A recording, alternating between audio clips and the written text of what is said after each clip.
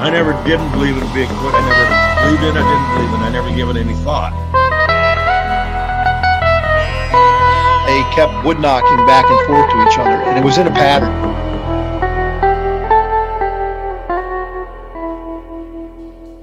Barn owls don't typically throw rocks. I come across these tracks. Sasquatch is still not on my mind.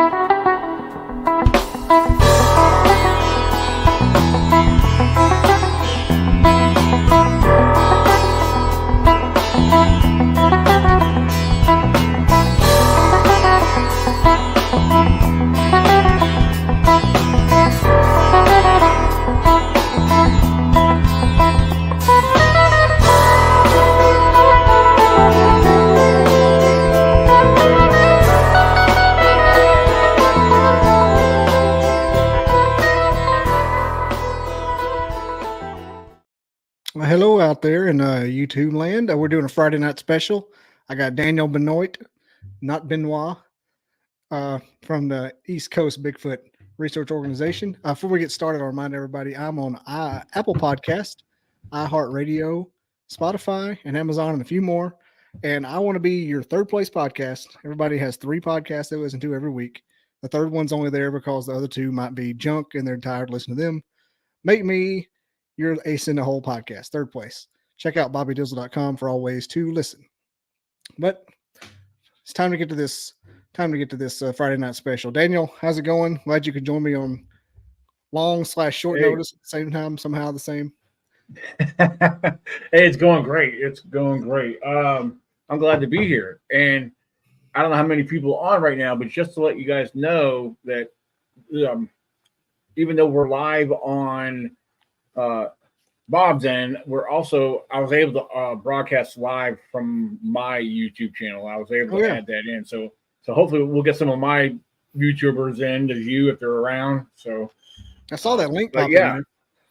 Yeah. So I've tried to do it with others, but for some reason, this is the first time it's actually worked. So yeah. Sometimes they don't allow it, or they're not like the non-paid version won't let you do it. Oh, okay. Yeah. Sometimes there's a restriction.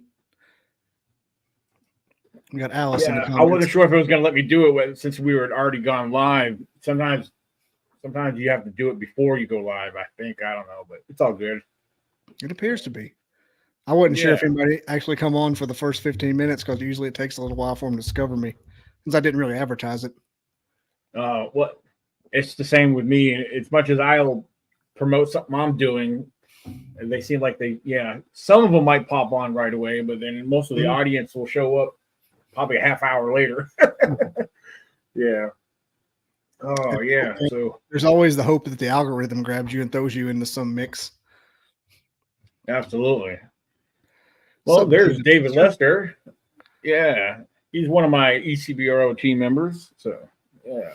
I was trying to tell this morning, one of my friends at work, I was like, I got Daniel Benoit. He's from the ECBRO. And I'm like, I don't know what that stands for. Something. The East Coast. Yeah, the East Coast Bigfoot Researchers Organization. I was trying to say Catskills. I'm like, that's not even in Pennsylvania. Yeah, I mean, I'm based out of, I grew up in Virginia, but I'm living in Pennsylvania with my fiance. And we've been covering a lot of ground up here. But yeah, for anyone that's new on your channel, or new, either way, I mean, we shared this around on social media. So if you want more information about me, just go to the website above my head. So also, it's in the description of the YouTube video. Oh, sweet. Oh, yeah. Good deal. I had enough time to do that, Oh, okay. Yeah, I'm not hard to find. I'm all over social media. Oh, yeah. Yeah. I saw an ad today with you in it. And I can't remember who it was. It wasn't your ad. It was for it was you and Jason Kinsey and Les Odell and some other appearing somewhere. Oh, that's probably the event that I'm hosting. Yeah, me and my fiance, we're hosting an event up here in Pennsylvania. Yeah. We do have it's the Pennsylvania Myths and Legends Festival. That's happening May 25th right here in Somerset, Pennsylvania. So, yeah, we're actually looking forward to that. I was laughing because it called you Benoit. Yeah. Oh, you seen the video that Jason put together. Yeah. That's what it is. Yeah, Jason put that together. Yeah, for those who don't know Jason Kensey on Facebook, he's Jason Humber. He is a award-winning film producer. He has a series. You can watch it on Amazon Prime. Most of them are uploaded now on Tubi.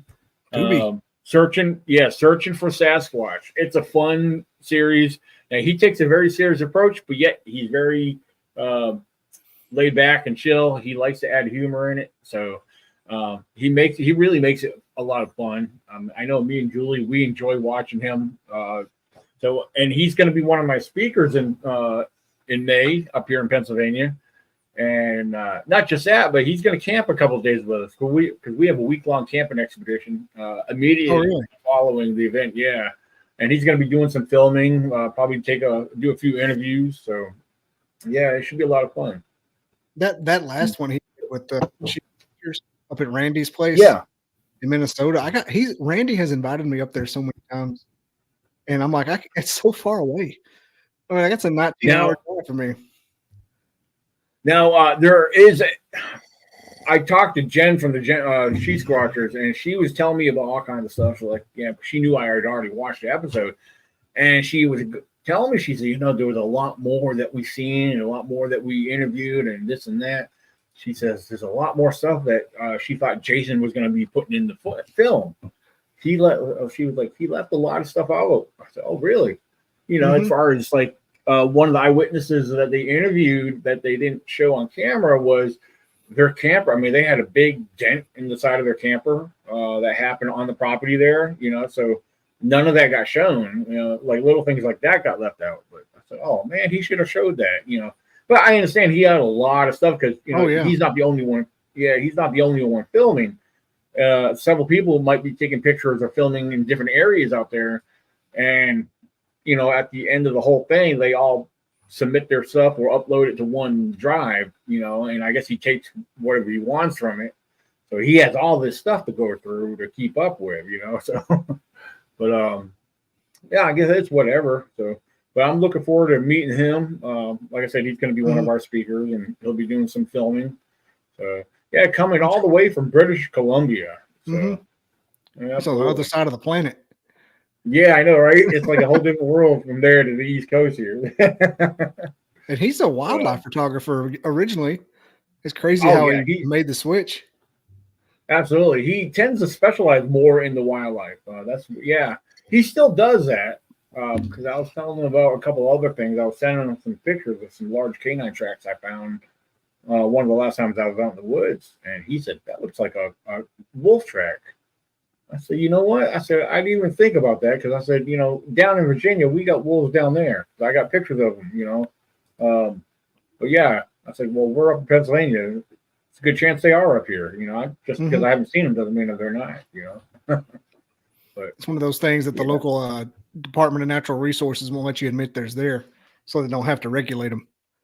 Like right. Well, I wouldn't be surprised that they, well, in Virginia, you could find information online. I mean, they're not exactly admitting, but they're not denying.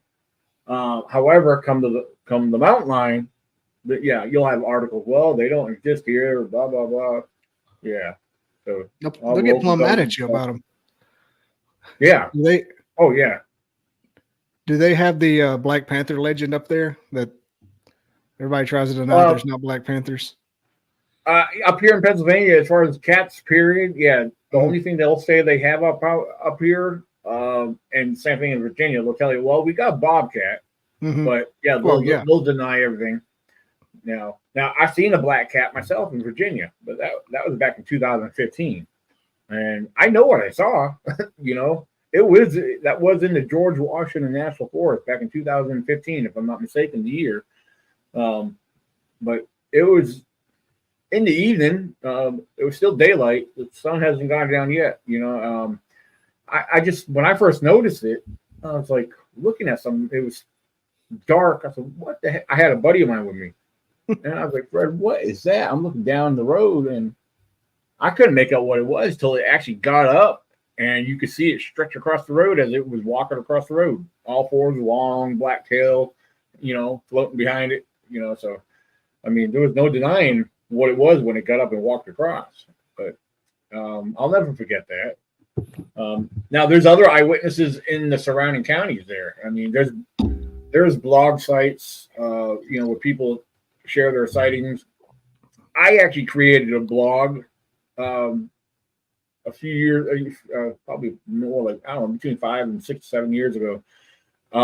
I've had a fairly decent response from locals, sharing stuff. Mm-hmm. And some of them had shared reporting it to the authorities, the game commission, and then, of course, the game commission said, no, that ain't what that was. That doesn't exist. Yeah. I mean, people seeing things. Why are you saying they're liars? Why are you saying they're seeing things? I mean, I can understand there's some people that might see things or misidentify things, but not everybody's misidentifying these, So, same goes with oh, go ahead. I just realized I need to get some more game and fish on people on here. I had or like park rangers. I had that Robert Leiterman from Bluff Creek Project on, and he was he was telling me about how they would always have him come look at things that might be a possible sighting out there at the National Forest in California. Right. But he said he didn't have a code word or anything. It's just if there was something like that happen, like a Bigfoot sighting, that they would call him over there because they knew he was interested. Wow. I would just like to pick their brain and listen for little code words, over the course of 10 of those guys. They all said this when they ever asked that question. Manchurian Candidate. Well, we have he's retired from the game and inland fisheries in Virginia. Mm-hmm. I won't make it mention his name because we have yet to meet up and go over a few things. But this gentleman, he's actually on my social media, but he reached out to me probably about a month ago, or maybe a couple months ago. He was filling me in on a few things. Now, this has nothing to do with mountain lions. It's actually Bigfoot, which I was kind of surprised to hear this, But the game commission there at their station in the district was keeping record of things that got recorded and reported and things that they heard that they can't identify. And of course, they don't want to mention it publicly, but even amongst their own people, they gotta they don't want to hear it mentioned. Because my buddy that was bringing it up to them, he's like, yeah, he says you might not want to mention that around here because they have their protocol, they have their whatever they got to do. It's like we got to remain professional, but at the same time, they have that they don't want to say Bigfoot, but that's what they've got going on. At least that's what they're pointing at or leading to. But but yeah, he has a lot of information. He said he wants to share with me. I'm very curious to know, what he knows. Get behind the scenes. Is he going to pull you behind closed doors and show it to you and that I don't know. I mean, I would love to see if he's got evidence he's willing to share with me. I mean, of course, that'd be awesome. I have yet to really have a talk with him. I mean, we've had, he sent me some long conversations on Facebook, so I don't know. We'll see. Yeah. Would you take the deal to know 100% and never have to tell anybody? I would. Well, here's the thing. I know 100% on my own. I have no doubt. I mean, I'm a witness, but but it's not fair. It would, it's a different story if authority figures, would admit to something. But what was your witness story? You don't have to tell me now, but what's that? What was your witness? Did you tell me that before? Surely you did. Witness about what I was just talking about? Yeah, when you witnessed a Bigfoot. Oh, that there, there was, that was in 2014 during one of my outings in Virginia. Six of us total shared that encounter. We were on one of our campouts. It was for a whole week, but it was May 3rd, 2014. After scouting around during the day, we decided to take an evening hike. Because we left out on foot while there was still some daylight left. But it actually took place while we were down at the lake that's in the area. We were actually, after spending some time around the lake, we were on foot, and keep in mind at this particular time it was just after midnight, just a few minutes after midnight.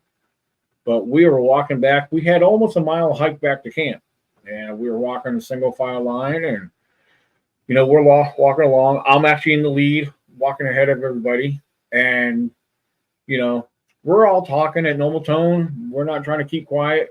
Our objective was just to get back to camp, and that was it. But as we're walking along, halfway out of that forest road that came from the main forest road down to the lake, right over on the side of the road, it was interesting that we observed or noticed a deer that was walking right towards us.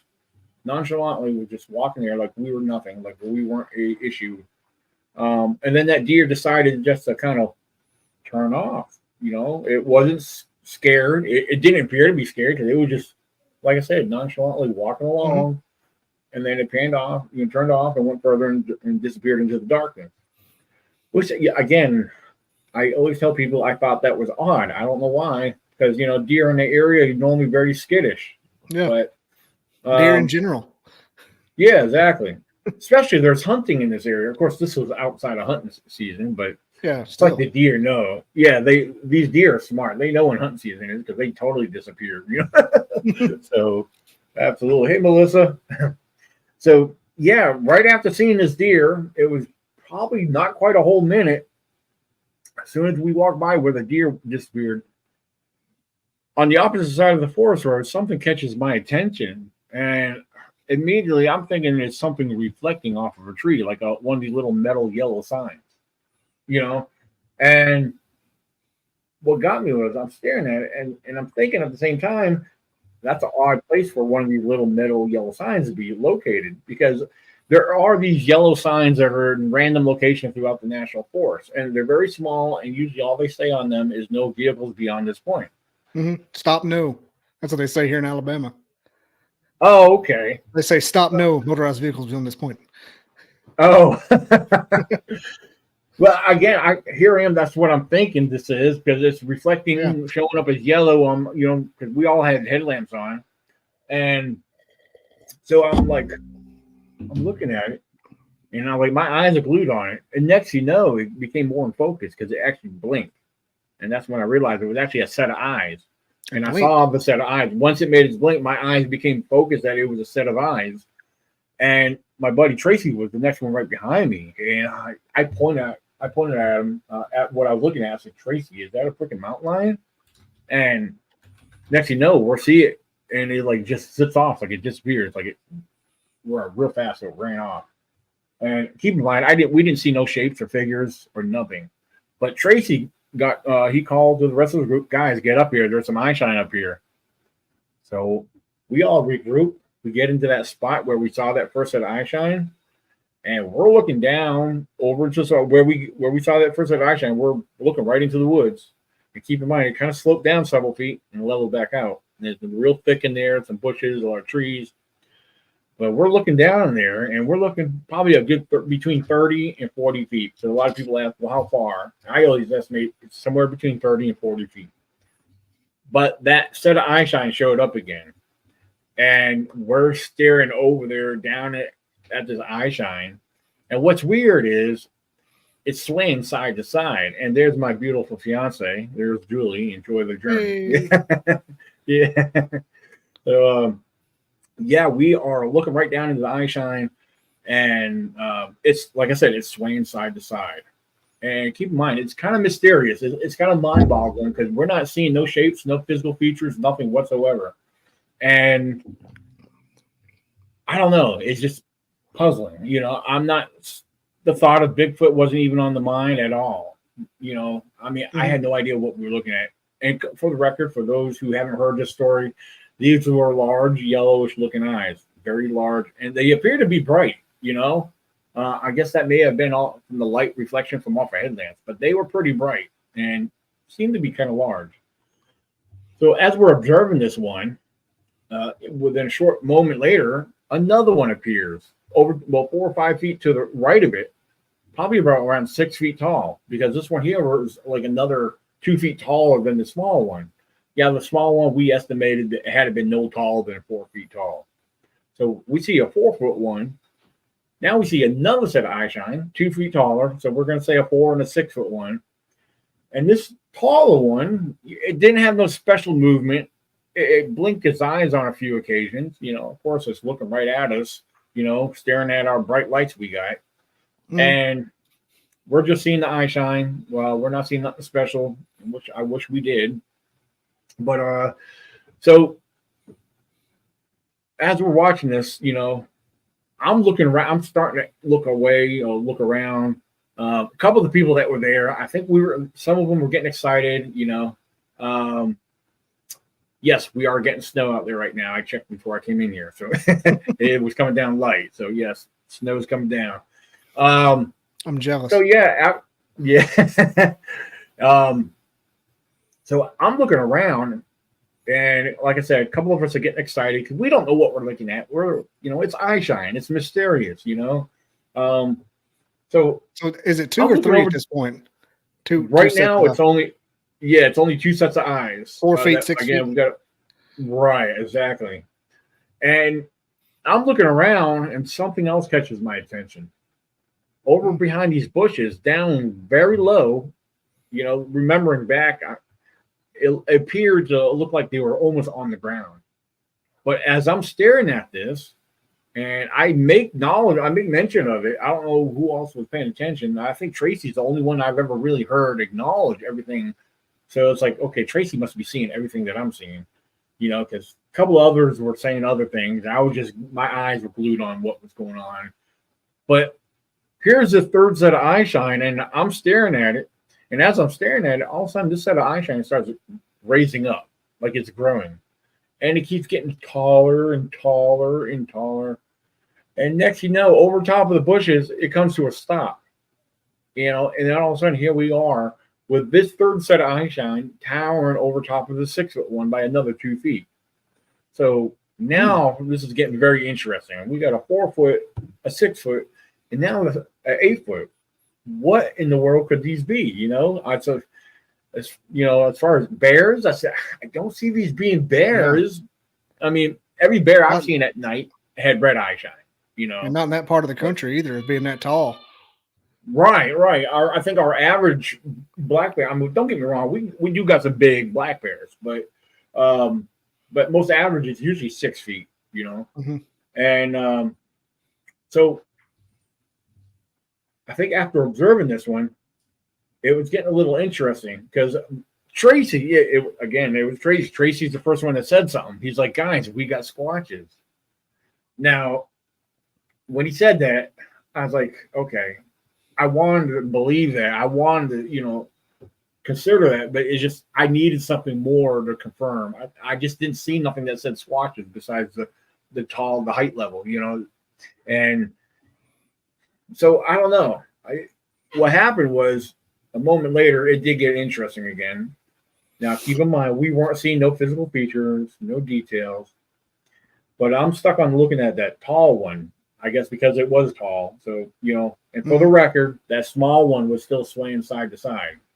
And I'm looking at this tall one, and all of a sudden it made this maneuver, like it turned to its left and took a step or two and then looked back. Now, when it did that, I believe this was because the position of the angle of the lighting, it caught it just right, where a clear silhouette of very wide, broad shoulders and a big round head that sat on top of it. When I saw that, to me, that clarified, okay, these are not bears. There's no way these are bears. I was convinced that, yes, we had squatches. I didn't know what else to think because I'm familiar with every known species of wildlife that exists in these woods. Mm-hmm. And or at least up till then, I thought I did, but yeah, there's no other explanation on what has very wide, broad shoulders, 8 feet tall, with a head that sits on those shoulders.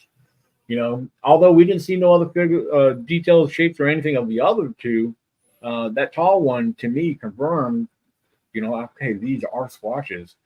And at that point, no, not at that particular moment, but just a moment later, they all three seemed to turn off and they like disappeared into the darkness, like they were blended in, like their hair color must have been black themselves, because that's the only thing I think about, that their hair color must have been black enough to where they were blending in with the darkness. One or the other option was they were far enough back out of the view of light. It was very dark, and being that late, the cool mountain air was settling in. So, as far as I always ask myself, why didn't we see those details? Why didn't we see those physical features? I mean, being that it was dark and possibly that they had black hair was the only things I could think of. Mm-hmm. So here's the thing: very powerful light. Right, I do carry very super bright lights now that you can see long ways with. That will light. I got me a 5,000 lumen. Oh yeah, mine are all putting my gear in my cases. Yeah, I don't have nothing out and about right now, but yeah, I got some. I don't have none of them available on my desk here, but I do have some very cool stuff. So, I even have this one small flashlight. It's probably about maybe 7-8 inches long, and it feels, for a small flashlight, it's pretty heavy. But that there is a super bright light. Well, here's the kicker. After they disappeared, we made our way back to camp. And when we got back to camp, we were still talking about it. We were, every thought that came across our head, we were discussing it. And so here's what's going to happen. I mean, here's what happened. Well, actually, I should say what didn't happen. When we got back to camp, we realized that me and Tracy were the only ones that had backpacks. 2, we were the only ones that had night vision binoculars in our backpacks. 3, not once did we ever think about pulling them out to get a better observation.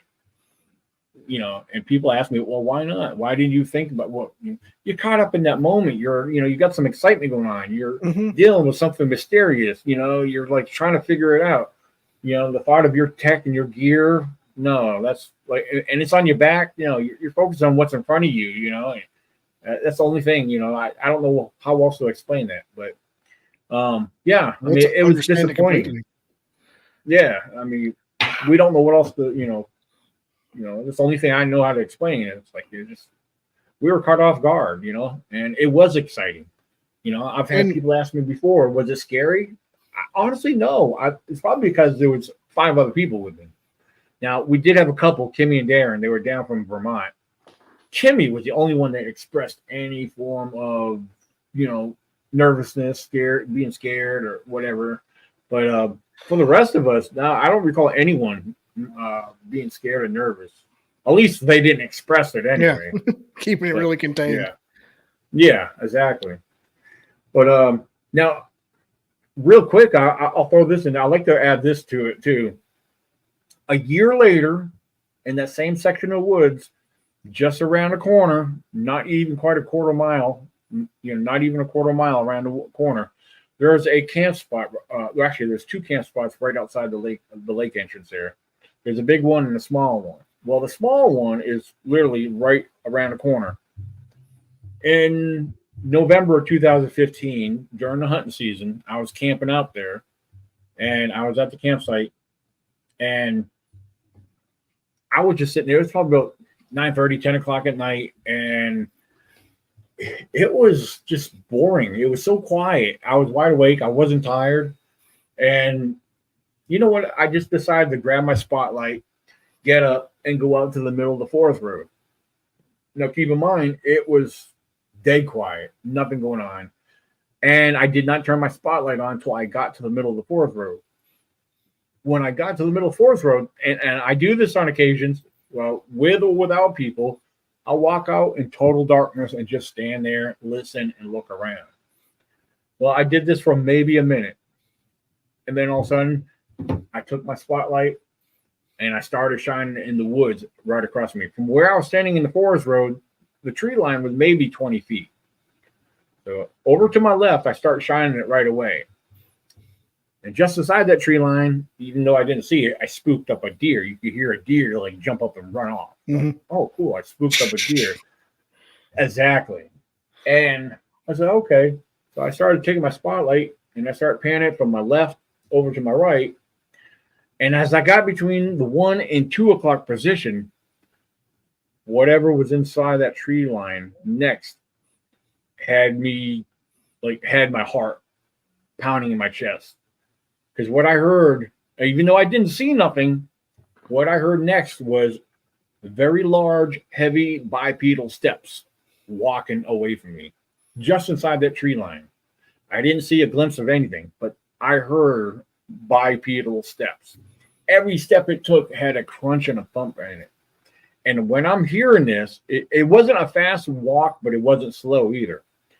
But again, every step I heard was literally making the heart in my chest like pound. And it's kind of like almost like buck fever. You know, you ever get buck fever and your heart's just pounding away and like you can't get your breath. Yeah, exactly. That's how I was feeling. And I started to literally walk backwards, looking behind me, make sure I'm walking back into my camp. And with my opposite hand, reaching down, you know, with the keys on my belt loop, making sure my vehicle was unlocked, just in case I had to jump in my vehicle and take off. But as soon as I got back into camp, I threw another log or two in the campfire. I sat down and I instantly calmed right down. It's like everything just dropped, you know, like it wasn't happening. Because I come to the realization that, okay, whatever that was, assuming it was a squatch, I mean, what else could that have been that was so hard, so large and heavy? And I know without doubt that it was bipedal. Well, I realized it was going away from me.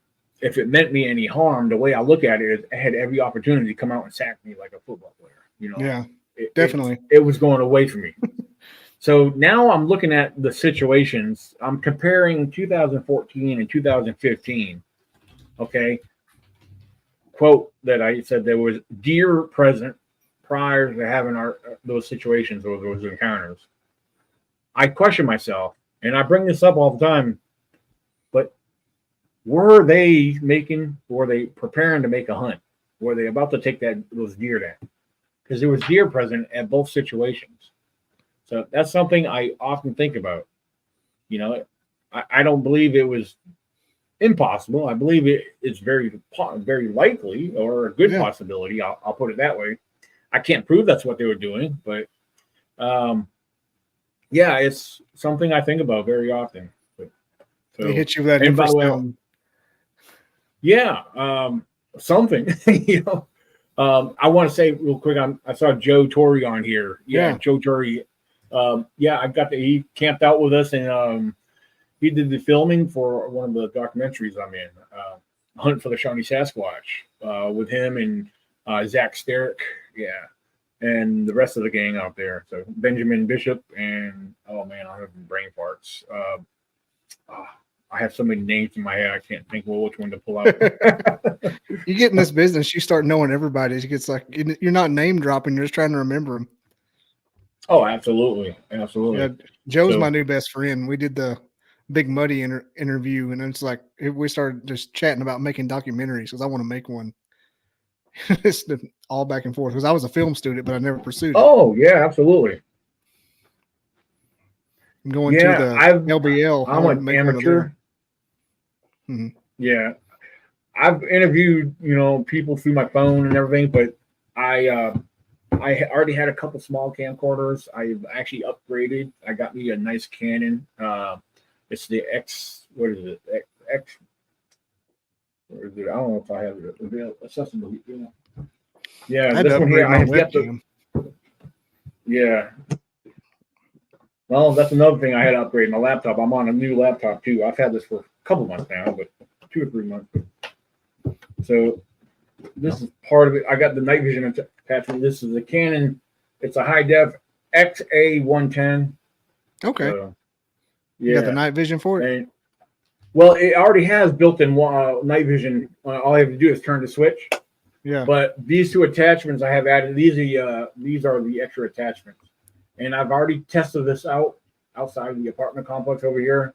And I tell you what, this lights everything up. I have yet to try and experiment with it out in the woods, but I have this infrared illuminator and this one here. This one over here, the one that looks like a flashlight, it actually takes a rechargeable battery. This one here, this other one is rechargeable. So, but yeah. Say XA110? This is the XA110. Yeah, it's the Canon high def. So they have other similar models. I'm not familiar. I mean, they look identical to this one. I don't know what their other features are, but just when I found out that this had infrared on it and I started looking into the reviews, I had to jump on this one.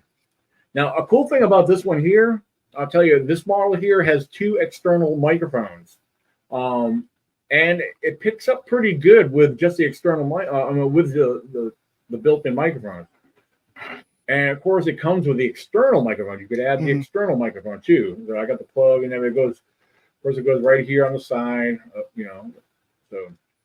But, Dang, that's a whole ass XLR. What's that now? That's a whole ass XLR connection. Yeah. This thing here is like really awesome. So, yeah. They bought me one similar to that to work. I think it's the next model down. I don't know. See, the model. I don't know what's a model down, model up when it comes to these things. To be honest with you, I don't think there's a lot of. They have. I think this one has a lot more the bells and whistles of the external portion. That little Picatinny rail thing on top. Oh yeah.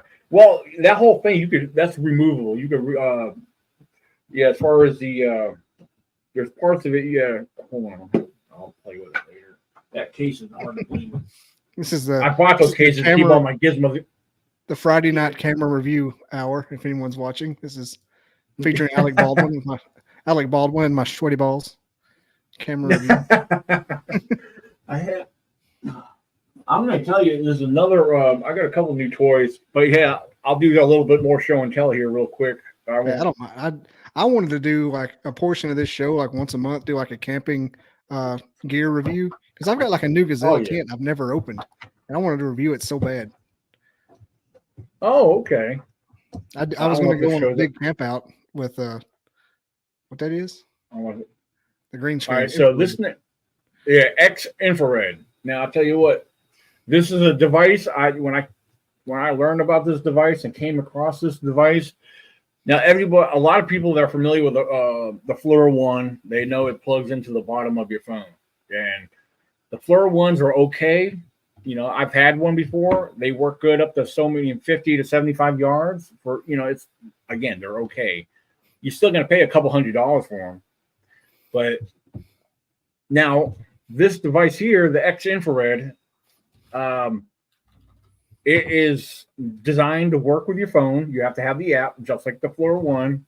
All right. Now, if you get this device, you have to make sure you get the right one because they make one for your Android or iPhone. Of course, I had to get the one for the Android. Android tends to be almost $100 more. But all it is, excuse me, I can pull it out right here. It comes in this little tiny. The camera part is actually in this little case that's inside the big case. So yeah, I love the case. Everything, it's in a well-protected case. So I don't know, because I got my green screen. I don't know if you'll be able to see this. I'm going to try to hold it up here. Yeah, so there it is right there. So, all right, so it comes with a wire. Let me put this down for a second. Of course, it comes with a handle right here. And then you got this extra attachment. You have to open it up. It's solid metal. It's not the cheap plastic junk that you get most of the time. Well, everything's completely solid and metal. There's a department where the camera slides into the mechanism. And, of course, everything attached. It comes with you got to plug the wire that goes from this little camera into your phone. This device, you can see nearly around 1,000 yards. You'll read that it says up to almost 800 yards. So to me, that's nearly 1,000 yards.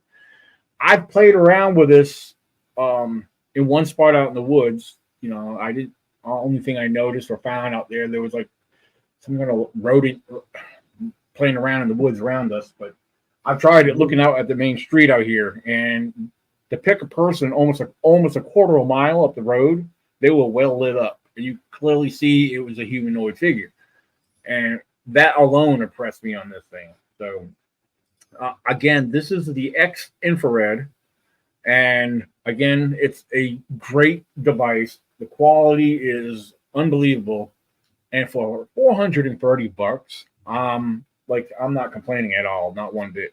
You know, Yeah, that knocks off like $200 off the cheapest FLIR. With exactly capabilities. Well, I have the TK Scout FLIR, which is okay, but the distance and the clarity is limited on that. I paid $500 for that one. For $430, you have a better vision, longer view, and it's better quality. You know, it's amazing how technology and I mean every company is different, but I have a Sony high 8mm camera with the old school IR on it. It lights up like a room, maybe. Oh, okay. It'll light up an area about the size of a kid's bedroom that my grandmother gave me 20 years ago. Oh, and I thought that was the extent of it. I thought that was the extent of IR technology for cameras. And then, well, I went to the haunted South Pittsburgh Hospital 2 weeks ago, and the guy going with me had a bunch of stuff, and he handed me the IR camera because I'm always the videographer wherever I'm at. I don't know how that ever happens, but this lit up like the entire hallway. I was like, "What the fuck is this?" It's just like having the lights turned on. Oh wow! Just Amazon, just the kind like you had about that big on top of a camcorder. Right. It was insane. Amanda's stuff's gotten better. Oh yeah, it's come a long way. That's for sure. Hold on, I'm seeing Joe has asked a question. Yeah, Joe's. Yeah, he said, "Are you an aper, or do you sway towards blue at all?" I'm going to be honest with you. I mean, everybody I'm surrounded by is, you know, more on the paranormal side of the whole thing. But regardless of who I'm surrounded by and who I associate with, I tend to lean more towards being an aper. But aper, as far as that's how he's wording it. So yeah, I've never heard aper before. I know. I'm going off of his word, but I know exactly what he means too. We'll start using it. Right. I tend to believe they are a form of unclassified, undiscovered primate of some sort. I personally do believe that. Can I prove that? No, but there's a lot that I can compare what we associate and contribute to Bigfoot compared to other primate behavior and characteristics. But I mean, we have evidence that we could say, hey, well, Bigfoot could be this, but we have this kind of evidence. But as far as on the paranormal side of things, what have we captured to say this is this? You know, but I keep an open mind. I do not dismiss nothing because I've actually, since I've been up here in Pennsylvania, I've experienced things I never thought I would experience before. And I'm very objective on a lot of this stuff. But for me to witness something, I'm going to say, hey, I saw that. Now, I can't say, even though my fiance says it's a form of energy, I have to remain objective. I can't just jump on it because my fiance says this or my best friend says this. I have to remain who I am and say, I'm not sure yet. I don't know. But I've seen those flashing lights of different colors. I witnessed them on more than one occasion up here. You know, she believes they are a type of a form of energy, or you know, that Bigfoot's projecting or putting out there. I'm not going to deny that, but I can't jump on that yet. You know, so we also had that mind fuckery, I call it, with when you were out there on your campsite. Oh yeah, absolutely, yeah. I mean, there's just a lot. I mean, like I said, I try my best to stay focused in certain areas, but you know, I have to keep an open mind. So, right, exactly, absolutely. Have you like ever I said, heard the similarities between the Fae lore and Bigfoot lore, the fairy folk? No, I don't know if I've heard that though. I may have to send you a video of an interview I did with Mr. Jason McLean, and he started going down almost like a round robin, like basketball playoffs between Bigfoot lore and fairy folk, and it's like the same thing. They're like the same lore dating back for centuries. Yeah, definitely send that because actually, me and Julie were watching one of your episodes just last night. Matter of fact, I can't remember what it was about or who was on it, but yeah, because we watch a lot of YouTube. She loves a lot of YouTube podcasts, and so she'll watch it through the TV. But bless her heart, she's watching me on the TV, trying to break her TV. Yeah, she's actually. Well, she was on here, and well, I bought the TV. It was her. Yeah. TV's gonna tear up. Yeah, she did. She never had a TV, so I was like, you know what? I got her a late Christmas gift. So, but yeah, she's actually at work right now, so watching through her phone if she's still on. I'm not sure if she's still on right now because she don't get off till 5 a.m. Jeez. So, yeah, this is her weekend to work. She normally has every other weekend off. So, but yeah, 5 p.m. to 5 a.m. So ain't no way. But I can't work the good thing about it. Yeah, I know. So yeah, like I said, yeah, definitely send me that. But I try my best to keep an open mind on a lot of things. So, see, OCIR says. Do we know OCIR? Right, I'm not sure who that is. He's coming through your channel, so I figured you might know him. Well, I have a lot of new subscribers, so it's, I don't know. I'm not familiar with all the names. The fiance you don't know all your subscribers. Oh, sorry. Oh no, you're right. Okay. Interesting. Very interesting. Do you remember Wild Trees? You may have met him on like Black Lotus. No, it's not ringing a bell. Yeah, he was like a co-host. He's a biologist, and he used to be my co-host. I'd be his co-host, but he quit because he got like paranormal overload. He just got tired of hearing it and without any proof. And I was like, man, how do you do that? It's such a cool. And here recently, I've gotten it. I was like, I'm so tired of hearing people that tell me they live and do this every day and never see and like know this clan by heart, but don't have any pictures or anything. I'm like, nothing. You don't have nothing. And so I've strove really hard to get. I've been looking through IMDb, and that's how I found Joe Turry. IMDb for documentarians and authors. Oh, yeah. I don't doubt the people like, for instance, Randy from Kinsey's documentary, Randy, the property owner. He's coming on. Okay. He comes on every 6 months here. He calls me on the phone. Like we know each other. Oh, nice. But but there's people like not just like him, but people who are similar, like have, that's little Munchkin that lives on behind the barn. He comes and steals my apples. Right. I'm like, get a picture of little Munchkin. Just, I know I know why maybe it can't happen, but it's frustrating just to hear all the stories with nothing. It's like this giant game of edging. It's this giant game of edging we're all playing with it, and nothing ever happens. I'm like, God, something. So I'm just like, that's why I have you on here. You're kind of like in that category of more of a science-y, realistic. You're kind of a palate cleanser. You're like sorbet between courses for me. Well, here's my thing. Yeah, I think a lot of people, I've heard people say, well, I don't use science. But yet you'd be surprised how much they contradict themselves on what they believe in, what they claim. Well, hey, everything you talk about, you claim to do or say is all scientifically related.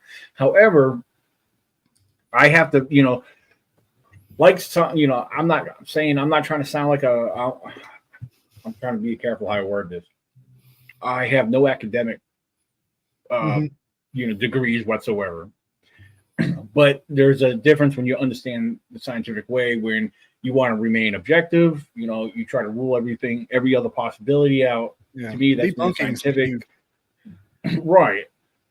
Learn to question everything. Do not accept everything. You got to approach everything and accept everything with a grain of salt, So yes, there's a lot of ways I do take this scientifically. However, I am trying to be open-minded because I want to be able to understand what people call the woo and this and that, well, I know me and my fiance were talking about, she hates hearing the woo thing. And I've heard others say the same thing. So it sounds better if we call it paranormal, because paranormal are unexplainable things that we. Yeah. That's just a classification that something is. It's like the absence of normal.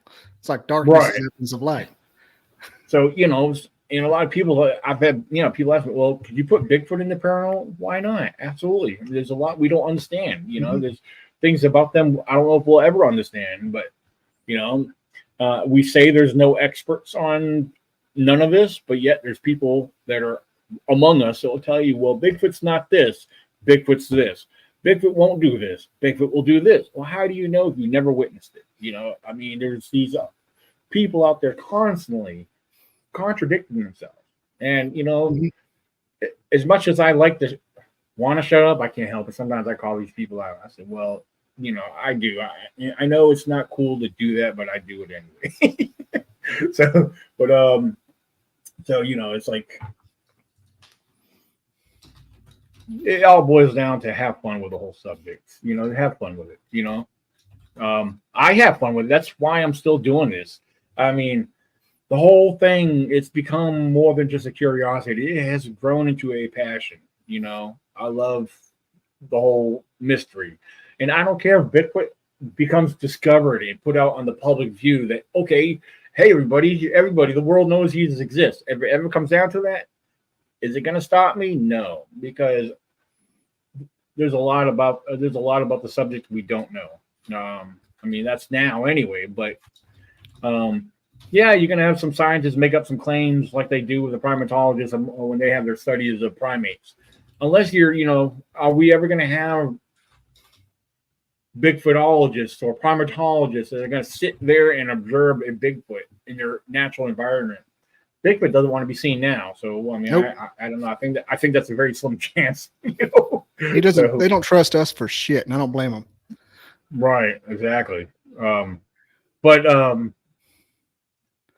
don't know. It's always going to be a mystery, regardless if it becomes publicly put out there, acknowledged whatsoever. The subject of Bigfoot. You have your non-believers, and you're always going to have non-believers. You got skeptics, and you're always going to have skeptics. And I love skeptics because, the skeptics are enough. They're the ones that have enough respect to ask you simple questions. Like where's the body? Where's the remains? If we, some of the non-believers will ask similar questions as a skeptic will, but yet they're not going to believe. They're not going to give. A non-believer is going to be stuck in their ways unless they have enough you can present to them to open up their mind to a consideration. At least that's where the skeptic is. They're considering maybe, almost every skeptic I talk to, well, I want to believe, but, I need to have some proof, and sometimes it takes seeing something to believe, but, I was a believer and a knower before I have ever had any sighting or any encounter. When I was out in the woods exploring in my earlier years in this, I was finding large humanoid tracks. I was like, really? What? I was like, nobody knows what I'm doing out here. No, I can rule out people hoaxing me. I'm out in this location. Nobody knows why I'm out here. I don't have nothing that says Bigfoot. I didn't advertise myself or who I was. I just went out there and explored because, for one thing, I love the woods. I love the outdoors. I've been in the woods since I was a young kid. I was well acquainted, well familiar with a lot of the outdoors. I was finding stuff, like I said, a lot of people will post, hey, I'm going squatching. I do that, but I'm not going to tell you where I'm going, unless you're following me, so, but yeah. Now you mentioned skeptics. I have a rough time with skeptics and of a group that you're not very fond of. Okay. I didn't want to confess that I'm actually in that group, but I'm not like part of them. I get it. I hope he's not mad at me because I'm just in the groups. But no. I don't get the ones that are in critical thinker subreddit. Yeah, that group, the coalition. The coalition. Oh, okay, right. Same one. Yeah. And then I've been a target in that group. Oh yeah. Yeah, I've been a target and center of attention in that group multiple times over the years. So. But how about subreddit Bigfoot? It's the same people. What? I don't understand. Like it's a subreddit on Reddit. It's just Bigfoot, lowercase. Oh, but okay. It's like they don't believe. They don't ever want to believe, but they're in all the groups. and their sole purpose is to not believe. I'm like, what are you doing? What is your purpose in this? Like, no evidence is ever going to be good enough. Like, what's going to make you happy? Exactly. I don't understand them. Like, what? Well, I know, yeah. Like I said, you're not the only one that's. I got other friends that are in there too. A lot of friends. I know. I get screenshots from people, and I was like, oh, like some of the things I get shown. I was like, I'd rather not see that because the less I know, the less I'll get upset or let it bother me. Mhm. Everyone says. A lot of people say, "Don't you shouldn't let it bother you anyway." I know. I tell the same thing to other people that there's a lot of new people they're just now getting involved or been involved, but they just never had the criticism or the ridicule. So a lot of them are just now starting to experience it. I said, dude, I've been experiencing it. I know it does get easier later on. Well, you know, if you ignore it, it won't bother you. You know, so but yeah, that. They call everybody involved. I don't care who you are. They'll call you a hoaxer in a heartbeat. I know they labeled me a hoaxer multiple times. One back in the days when I was kind of new into this, you know, boy, did I learn that it was a no-no to try to raise money for yourself. You know, I mean, yeah, that made me look like an idiot, which to them anyway. I mean, yeah, I was doing fundraisers strictly for, you know, equipment, and I wanted to get more involved, and, you know, I thought that was the way to go, you know. So yeah, they turned that into me. I don't know. Somehow I became a hoaxer because I was trying to raise money, you know, and I wasn't trying to hide. Yeah, I mean, I never understood raising money for yourself or equipment made you a hoaxer. I mean, but yeah, it's whatever. So, but yeah, I know. Again, those people call everybody involved a hoaxer, and they'll hate on you. They'll find something for you. You know, they just like to laugh about stuff. You know, and I'm sure there's a few of them do it behind the closed doors of that group. You know, so there's probably a lot more behind the scenes than you got that you get to see. You know, just being in there. I like to weaponize them because they'll watch anything that's controversial. Yeah. Like, oh yeah, anything I have that's wooish, I put on that group, especially just because they're like, "What the hell?" laugh on that laugh emoji, but by God, they watch it. And if you're if you're watching it and you're a coalition member right now, share it to them. Share it to the group. I'm going to after it's over. I share it to every one of them. I don't care.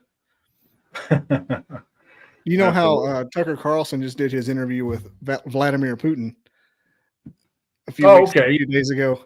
I'm doing one similar to that in the Bigfoot world, not mentioning any names, but it's going to be similar to it. And I'm still trying to like hype myself up and, you know, slap myself in the face. How am I going to make it through? So, the person you're doing this with, you have this person already lined up, whoever it is. It's official, unofficial, no dates, but the agreement's been made, and I just don't know how I'm going to approach it. It's going to be like dark, and we're both going to have cigarettes and wine and whiskey. I don't know. It may not even happen, but because I don't know if I want to. That's going to be now like. You got me curious. Do I know this person or you do? And I'm not going to go any farther in it, but yeah, it's going to be. I just don't. Yeah. I don't know how I'm going to handle it because it's going to be a big fish to reel in and keep on the line. Oh, wow! Could you give me initials? I'll give it to you in chat. Okay, all right, yeah, okay, that's fine. I really don't want to like say Beetlejuice 3 times right now. This night, yeah, you don't want to jinx nothing because you know we're an hour in, and I don't want to like them to show up and have to stay up till midnight fighting them in chat. And I want to keep this Christian podcast. It's fun anyway, but it's okay. No mind. I was just checking something. I had it. It's not as spectacular as you might think, but it's still something like it's going to show when I do it. It's going to show how far I've came from the first time we talked, first time you and I did an interview like a year ago to when it's got that kind of, because I do this 3 times a week like a stand-up comedian. Right. I try to sharpen my conversation. That's why I'd have caffeine levels that of 3 Bang Energies in 1 coffee. Yeah, my coffee's about gone. I'm drinking on my water that I have a flavor pack in. So Well, I ate hush puppies and catfish all night, so I'm dry as a bone. Well, I did have some I made me some really nice rice, really delicious rice with shrimp laid across it. Yeah. Did David say what many don't realize we spend our own money to buy equipment? No outside source funding. Oh yeah. Yeah, I know. I share with David every time I buy a new toy or I'm considering getting something. I share it to David. I said, "Look," and then it's like then he'll ask questions about it, and then he'll look into it himself. And so yeah, I know he blames a lot of his new toys and his spending on me. So I've never understood Yeah. like when that it's like a what is the word doxing? It's almost considered like a light form of doxing if you find out somebody's making money on something. I'm like, what does anybody do anything for? Making money. yeah. He's just doing that for money. Yeah, probably. What Oh, are you doing? You just made me think of something else. You know, a lot of people, they see us go out all the time. They see us doing Bigfoot research, and they see a lot of stuff on social media, and they think we do this for a living. And I'm going to tell you, I wish I could. I really wish I could, but I don't. I mean, if I have the time and the opportunity to be out in the woods, yes, I'm going to take advantage of it. You know, so absolutely. But yeah, I mean, who knows? Somewhere down the road, something might pop up. You know, I'm definitely going to do it for a anything's living. possible. I've just got to figure out the podcast game. I think I've got a couple little analytics line. I think I got a couple analytics figured out that if I can like screw in there and make it happen, I can grow a little faster. But you got to really work at night when you're not at work. And I'm sleepy. I'm sleepy when I'm not at work. Oh I have a big problem. When I'm not at work, I'm tired. Yeah. And also laughing at David. I mean, David's wife, Melissa. She said, "Well, it's the truth, Daniel, that he buys everything because I show him something." So, You see new toys, man. You want new toys. It's something about them. They're all flashy and rechargeable now. well, you know, my thing is, there are things I've been looking at for a long time. I'm finally able to get a few things that I've been wanting. I mean, a couple things I've already had that basically I just upgraded to newer, a little bit better quality stuff. So, I mean, I'm not rich by no means. I'm not. I mean, when I have the money to do it, I do it. But you know, so yeah, Joe said I'm not getting rich on my documentaries. I do them for fun, right?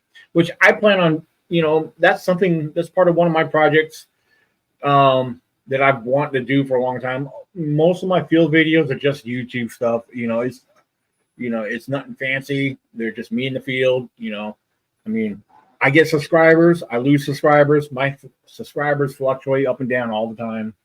I don't know what makes them drop off. You know, maybe they get boring. Maybe my content's too boring because I'm not like the hoaxers like Sonny Vader putting up the same Bigfoot, you know, and everybody makes his videos go viral all the time, you know. Yeah, I don't do that stuff, you know. I don't claim to have Bigfoot in my videos. You know, I like to share some of the interesting findings I do come across and share the scenery and let people see where I'm going, you know. That's basically it. If I come across a track, yeah, I'm going to show it. If it shows up on camera, a lot of times tracks that we find that we see real clear in person, camera doesn't do justice when you try to produce them. So, but yeah. Oh yeah. What kind of videos do you think, besides the actual podcast, get the most attention? Like the kind you post? Well, I tell you what. One of my field videos. I mean, it's people videos of out and exploring will get a lot of attention. Just a couple of months ago, me and Julie, one of our field videos from a couple of months ago, or a month and a half ago, whatever it was, it's got 18,000 views.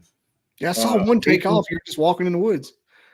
Yeah, there's one. Yeah, I mean, we have a few. We were returning to this location. It's where we were getting those weird experiences. First night we got to that location where we decided to start checking out.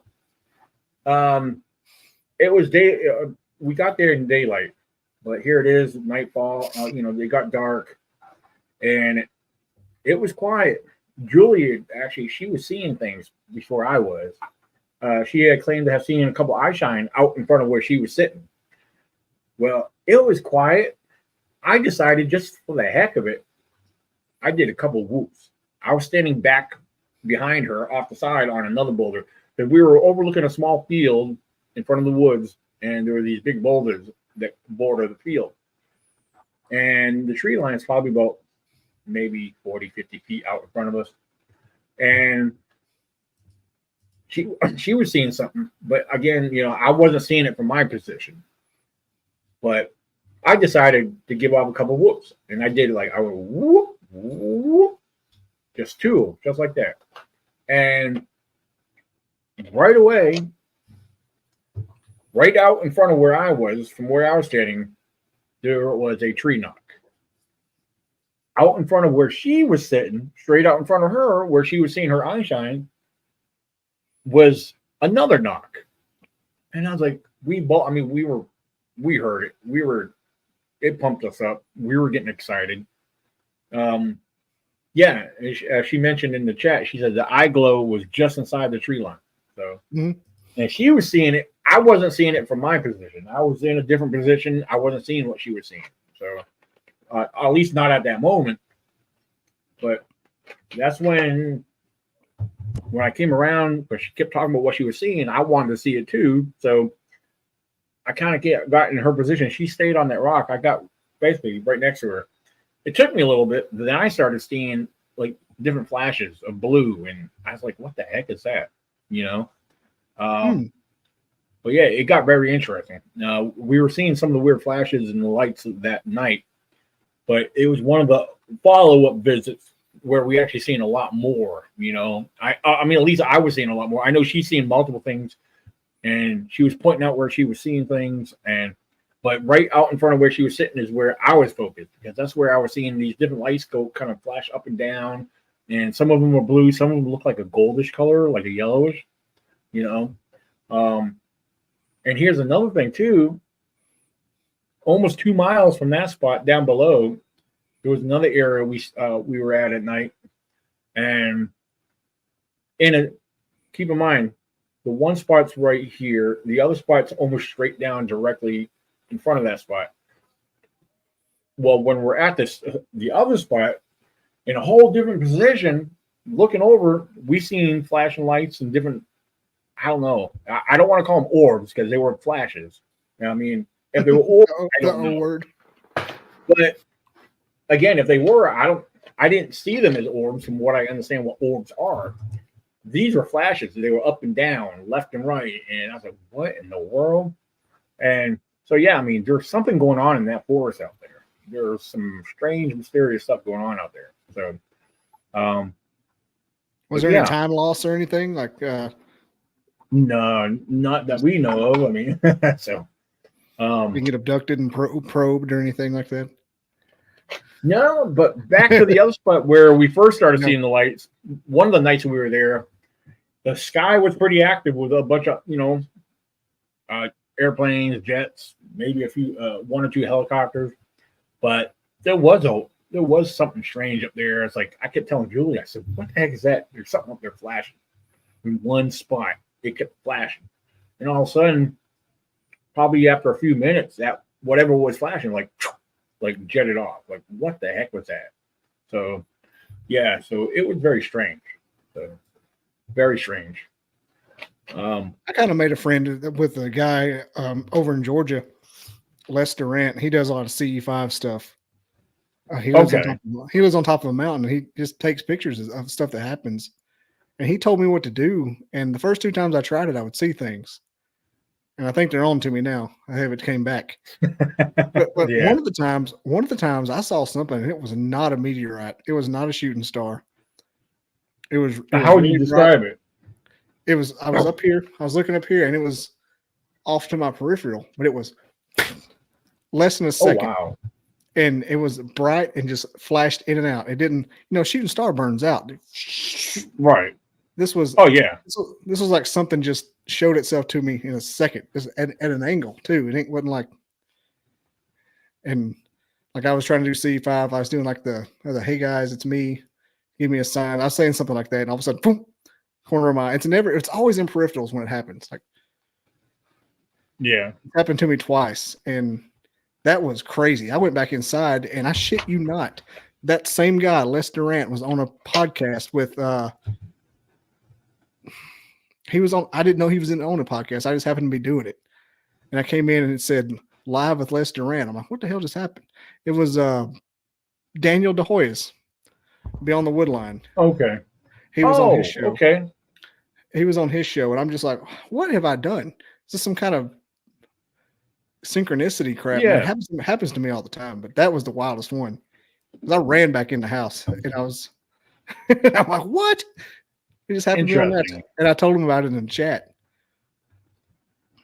It's wild. If you concentrate and believe, like you'll see like something. Yeah.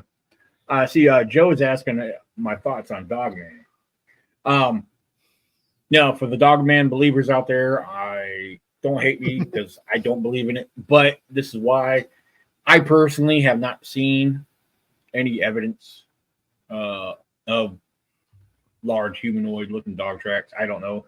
I never witnessed or experienced anything that would resemble a Dogman. You know I got friends that are into it. Got friends that believe in it, and you know, I tend to stay away from it.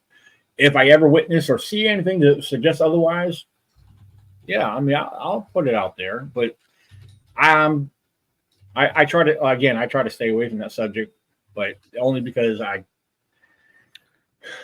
personally can't. I just can't see it right now, you know. So as being likely, but you know, I'm not saying they don't exist, but that's just me. You know? Okay, quick game of would you rather. Would you rather argue Bigfoot with the coalition / subreddit Bigfoot level skeptics, or argue Dogman with every Dogman person?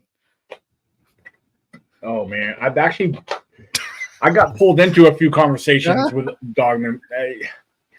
Well, that's a tough one. That's a tough one because now let me tell you, I actually left a few Dogman groups because they were posting. Now listen, hear this out. They were posting tracks and claiming they were Dogman tracks. But keep in mind, these tracks. I'm a wildlife researcher. I study various species of wildlife, and they were posting feline tracks, very large cat tracks, and calling them Dogman tracks to be exact. So, yeah, you know, so I don't know. People are going to believe what they want, you know. I mean, so, but I tend to think it's, you know, just something to stay away from right now. But you know, if I come across something that suggests that, hey, okay, maybe they are real, then I'll jump on board, you know. So yeah, we'll see. But, Are you familiar with this obsession with the land between the lakes? oh my gosh, it's every other post in my newsfeed is something about it. It's so close to where I live right now, and I've never been there. I want to shoot like a 10-minute documentary of it, just to see what happens. Well, we were in discussion on possibly going down to do a camp out down that way, but we had other plans come about. So we're going to actually be camping up around Salt Fork State Park instead. Mm-hmm. It's a lot closer. It's only about a good 3-hour drive from us. And me and Julie will be camping out with friends of hers, Shelly and Steve from New Jersey. And they got a much longer drive. I think theirs like 6 to 7 hour drive. I think theirs is more around 7 hours, I guess, give or take. When I looked up, it's like about a 3-hour drive from us, from where we are in Somerset, Pennsylvania. So, Tiffany. Yeah. Well, the Woodwalkers are having a meet and greet up there in April. And who's that now? It's the Woodwalkers. It's Spencer Jameson and Misty and Greg House. They're all kind of he's in Virginia. Spencer is, but I think. Okay, Spencer Jameson. Okay, yeah. He's on my Facebook. Yeah. He's Tiffany. going to be there. But a couple other Yeah. guys who are close to me are going to be there, and I'm thinking about going up there. Just I love meeting people who I've been on podcasts with and been guests and had as guests. I didn't know how much joy that would bring. I didn't know how much joy that would bring me until it happened at a convention I went to and met like 10 guests. I'm like, oh my God, I love that. I love these people. You're my friends. Yeah. It made it real for me. Like it went from being like mom's basement hobby to like, I want nothing else out of life. And right. It is raining here. Yeah. Oh my God. You hear that? Sideways rain. I got my earbuds in my wireless, my JBLs in my ear, so I can only hear you. it's Forrest Gump raining out here. I don't know. I haven't. Yeah. I mean, it's raining here. I mean, it gets my window. Anyway, it doesn't matter. We're talking paranormal and it's raining on a Friday night. What better? Hey, that's cool with me. We're living the dream right now. This is what we wanted. Yeah, absolutely. Yeah. Wait, do I think Bigfoot could shapeshift? I don't know. I'm not gonna say I believe you can. I believe I could believe on a lot of things, but if I was to ever consider believing that, I would have to have something to suggest that they do. But I know a lot of people believe they can. I mean, there's entities where people believe that certain entities could shapeshift into multiple things, such as, wouldn't that be the Wendigo or and Skinwalkers? I know they're known with. It's believed that they shift shape, but but they're like getting into the crypts. You got to kill somebody to be a skinwalker. No, yeah, it's a blood in, blood out kind of thing. It's like being in a West Coast gang. But Melissa, if you listen to my episode, Melissa, and it should be under the playlist Bigfoot Podcast, but it's called the Bigfoot Fairy Connection, and I'm going to make a clip out of the actual part of it. But it's with Jason McLean, and it's like the first 20 minutes, and he's talking about the similarities between the fairies and the Bigfoot lore, like from old Ireland and Europe and stuff. And it is insane, especially with this kind of shape shifting stuff. And like one of the main things is how do you knock on wood is a fairy thing. Like you knock on wood to get the luck of the fairies. Yeah. And what's the first thing you do when you want to summon a Bigfoot? You knock on wood. I was like, right. When you listen to that episode, it's 15 minutes in, maybe, and maybe sooner, and I'll cut it down. But if you go listen to that, it's like I was like enthralled. It went for almost 3 hours, right? And it was just like his research on the subject was incredible. He's a biblical historian, biblical researcher, cryptozoologist. So the rabbit holes were aplenty that night. Oh, so that was the episode she was watching. Yeah, Julie had that on. That's the one she was watching the other night. She said that was a good podcast. She's like, I listened to that Bigfoot Faye connection last night. Yeah, it was a good one. Mm-hmm. That was the one.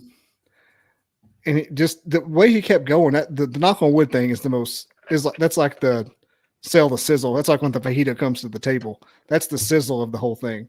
But when all the other little things, just like, man, nobody started seeing the big aliens until they came on TV. It's a whole thing. Tiffany, David was like, Daniel, Melissa was just pulling your leg, and David, Melissa should have asked, do Bigfoot researchers wear apes while making donuts?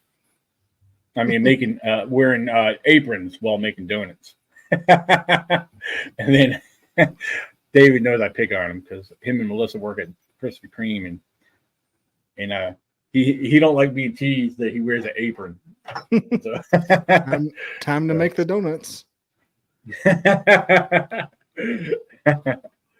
Hold on. How do you feel about gifting? Gifting, okay, because I know I'm reading all the comments, they're jumping up there. Gifting, I think, is a very fun idea. I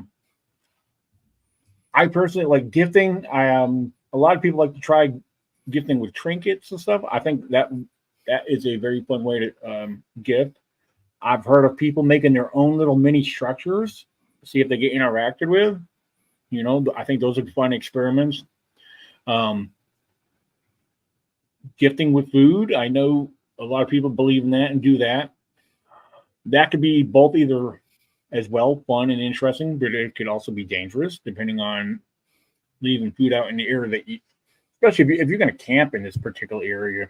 I don't recommend leaving food out in a camping area because you're Yeah. inviting. That's a every whole possible- nother ball of wax there. Yeah. Black bear aren't cryptids, and they are real. Right. Mostly, yes, I want my own apron. I do. I will admit it. I want my own Now I apron, want- but I want a now big.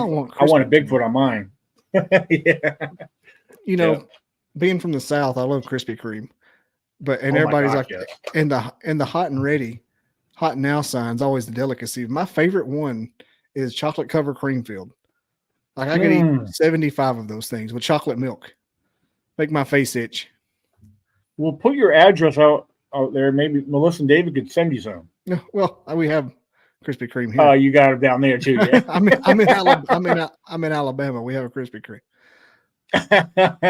And I just remember the reason I kept bringing up that episode with the Fae. OCDR was mentioning. It's so far up there. Here it is. How did I find it? Oh my God. There has to be a logical reason why no bodies are ever found. Wow. That's like 50 foot up the chain of comments. Wow. Okay. I was obviously supposed to address this.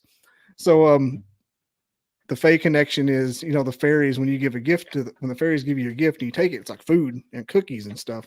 It turns to like tree Right. bark. Oh. And if there is a connect, and we're going way out in the woo here, and I don't care, but if there is a connection and say they are the same thing, a similar entity at best, maybe when they shed their biological form, they turn into tree bark too. They turn into a stump. And that's why there's no bodies. I mean, that's Yeah. when fairies die, they leave a pile of leaves. Bigfoot died, maybe he leaves a stump. But every time you say a fairy doesn't, every time you say you don't believe in fairies, a fairy will die. Mhm. So I learned that on Peter Pan. It keeps adding the leaves. And then you have to rake them up. All these dead fairies. Dagnabbit. Yeah, he said that about. Comment section's getting unruly. Yeah, David knows I was picking on him about his apron. That's why he said that. He knows I don't like. He doesn't like me bringing up him in the apron. So he's in Pennsylvania. I guess they don't have. What's that? No, David. Yeah, David and Melissa. They're in Virginia. So yeah. Okay. They're I'll say there's no Buc-ee's up there. You can graduate to the brisket cook. The Buc-ee's gas station. The guy that runs the car wash at Buc-ee's makes $125,000 a year. What? Yeah, it's Wow. time to make the donuts. I'd be there for anybody. Wow. A Oh, lot that's of right. Yeah, Virginia Tiffany. That's right. Yeah, I'm sorry to leave you out, Tiffany. Yeah, Tiffany. Yeah, I won't say her. Yeah, I didn't know you go by Tea Time with Tiffany on YouTube. I had no idea. I know your full real name. So, but yeah, that's right. Yeah, because I was on a podcast with Tiffany not long ago. Yeah. You were, wasn't you, at the Brian show? No, not Brian. Paranormal Odyssey, Wayne. Wayne, yes, that's it. Wayne. It was Wayne. Yeah. Isn't it? Yeah, Wayne. Yeah, I was gonna say when you said Brian, that threw me off. I thought, yeah. They hang out together. Oh, okay. Absolutely. Our thoughts go out to Wayne's dad. I think he's still sick, but I think I haven't heard anything else about him. He was having some health issues there. It's one of those things you never ask. Right. I'm gonna ask about it. Tiffany, hopefully you can make it up to the Bigfoot conference in June. It's actually a 2-day event this year, June 14th and 15th in Wares Cave, Virginia, at the Wares Cave Community Center. So Yeah, if anyone wants information on the Virginia Bigfoot Conference, just go to www.vabigfootcon.com. Yeah, there's I updated some information on that earlier today. So, but Oh yeah, yeah, I've convinced Melissa to get a job at Bucky's. There is actually a Bucky's built in. Oh, that's the new one. I think there's a new one right now. Yeah, I think that just I forgot about that. It wasn't built before I came up here. So, he said they broke ground just recently. Oh, it's being built. Okay, it's not built yet. It's being built. I heard one was coming. So, oh, Joe Turry back. What's the best physical evidence you have found? Honestly, I would have to go with just the foot tracks. That is literally the best human. I mean, that's the only thing I've ever come across. There's physical evidence for Bigfoot. Now, I could say hair, but the hair samples I've had are contributed to bears. There's a lot of bears, a lot of black bears leave hair behind. The hair thing's kind of hard because everything's got hair. Yeah, exactly. Yeah. Now, here's the other thing, too. I know people have found the same kind of hair I have because it has brown and blonde and white, whatever. They contributed, okay, this has got to be a Bigfoot. Well, a lot of people don't realize, and I learned this with black bear hair. Black bear hair has multiple colors. When we see a black bear, we see that it's all black, maybe a little bit of brown on the snout. But what little do they know is there's actually brown and white underneath all that we don't see. A lot of the white is closer to the skin. If you were able to pluck a bunch of hair out of a bear, look at it. You're going to see brown. You're going to see white. It's not all black. Look around. If you want to find hairs, look for small broken pine saplings. Very good possibility you'll find black bear hair. Look on telephone poles. Look up and down telephone poles. You'll find snagged hairs on them. Bears love to scratch. Scratch like a big just. Yep. Do you ever do any like cold scouting? Like go to a place that's kind of wide open and like maybe look for sign to go deeper into the woods? Oh yeah. I talked to Zeus Pratt about this a lot.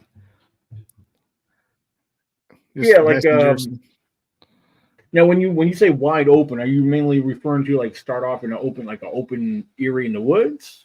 Oh, like if you went to like a national forest or state forest, and it's a big place. Like, where would you start to look for the step one before you started going deeper into the forest? What would you look for? Well, basically, that's kind of like what I've been doing over the years. Mm-hmm. Let me start as far as Virginia goes. When I started doing this in Virginia, when I learned certain particular areas,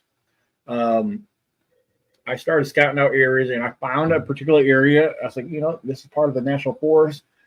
I want to check out this area here. So I was drawn to that area, and I'm going to start doing my research here. I'm going to start exploring, getting familiar with this area. And would you know that before I started discovering things, before I started noticing things, I had people that I worked with know that I was camping out there. I've had people come out and tell me about their Bigfoot sightings. And here's the kicker. They didn't know. These are my coworkers. At this particular time, none of my coworkers knew that I was a Bigfoot researcher or involved or had interest in Bigfoot. This one particular guy was a hunter. He hunted out there.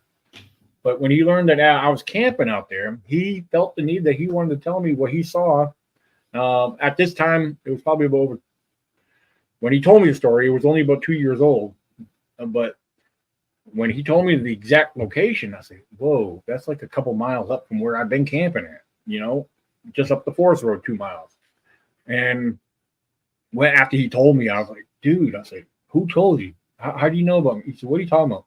I said, I pulled out, I had one of my old cars at the time. I said, look, I'm a Bigfoot researcher. I look for Bigfoot, blah, blah, blah. So, yeah, I mean, it wasn't long. Things started to turn up, by here. Apart from hearing stories, It took me a little while, but I was finding tracks out there. And this is before I had an encounter out there. I was finding things. I started hearing things. I did a lot of exploring on my own, hiking. I was, a lot of people learned that I was out there hiking by myself a lot, and they thought that I was, crazy. I said, that's not safe. Apparently they knew a few things about that area that I didn't know at that particular time. Like, not everybody will admit to it, but there is mountain lions out there. I had my sighting out there, like I was telling you earlier. It was, and then jumping up here to Pennsylvania. Like, basically what me and Julie did, the area we've been investigating and seeing those weird lights, there was no documentation, no reports, nothing of any kind of activity or sightings in this particular area. But she knew of the area, and we drove through the area, and we found this spot. Like, hey, wait a minute, we got to come back here. We just got to come up here. This looks like a great spot because, look, it's surrounded by woods. It's very thick through here, and it is a state forest. And we got to just come up here and hang out, see if we can listen, whatever. And sure enough, that's what it started off. The area, we were drawn to the area, And like I tell any other person, I've been asked this numerous times. Hey, what do I have to do to get involved? I want to start looking for Bigfoot. It's simple, basic stuff. I tell people, first of all, you can find an area of interest.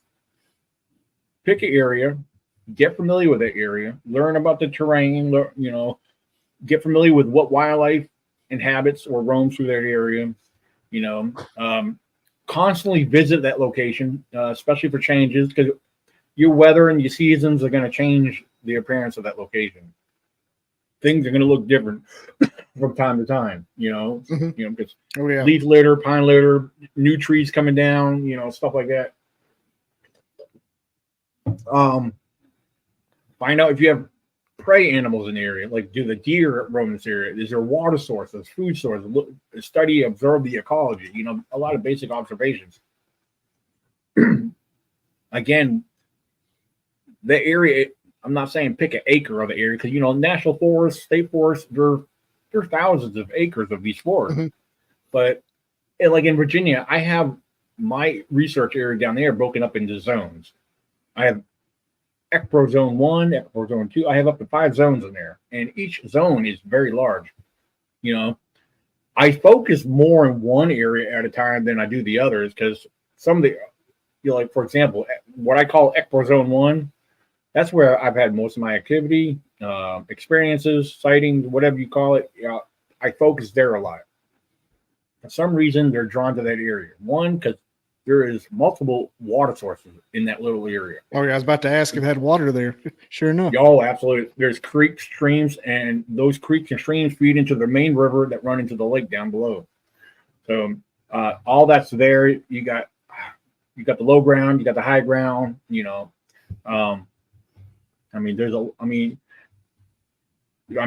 Other predators there. There's bear in there. There's coyote. I've seen deer kills from coyote, and I've even seen bear hair in coyote scat. So the coyotes are doing a number on the wildlife out there.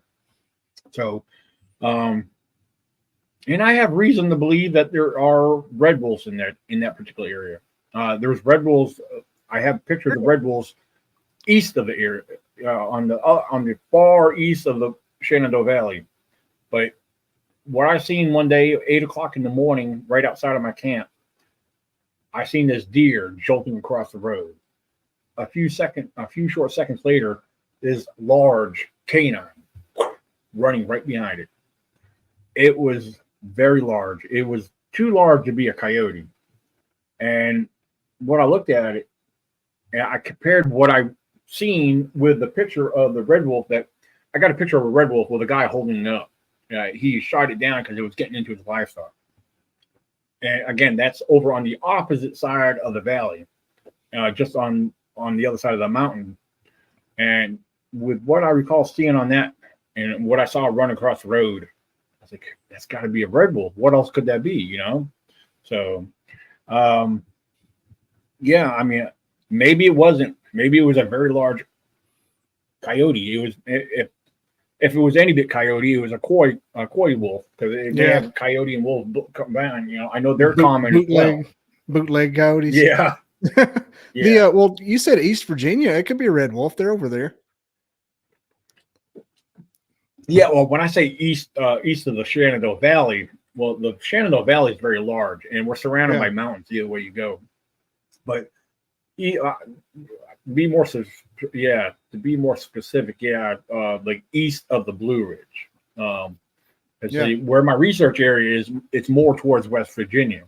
You got the Allegheny Mountains that run out through there, you know, and among other mountains, the Shenandoah Mountain, Little and Big North Mountain. A lot of those mountain ranges run out that way. But so I know I kind of got a little off course with what I was going at, but yeah, it's very familiar to get familiar with everything possible, note and document everything. I've heard more people say that to be familiar with all the local wildlife where you go exploring. Well, it's very important that you do, and not, like, especially bears. If you got bears in the area, and people that say, "Oh, I don't have bears in my area," just because you don't see them doesn't mean they're not there. Bears are just as elusive as a Bigfoot, almost. Although they are seen, you know. Don't get me started on that. I've seen some close, I've had some close encounters with them. Not dangerous, of course, because bears are very skittish, you know, on the most part. But I love bears when we go to the Smokies. Oh yeah, bears are very interesting, and their signs are everywhere in my area. You know, I was hoping to see some bears on my camera. We just picked up my cameras. I've been out in the wood for over 2 months up in the one main area we've been in, and I know there was bear signs out there. I thought for sure I would have got me a bear on my cameras. I did not. I got just a few a few deer. So, but yeah, as far as getting familiar with the known wildlife and what they're known for doing, they're like I said, bears. Bears are notorious for doing a lot of destruction and and so forth.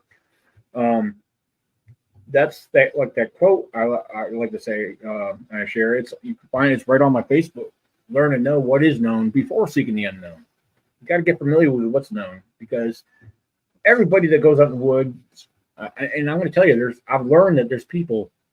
Well, you think they would be more knowledgeable. I mean, these are people much older than me. I'll be 44 in March.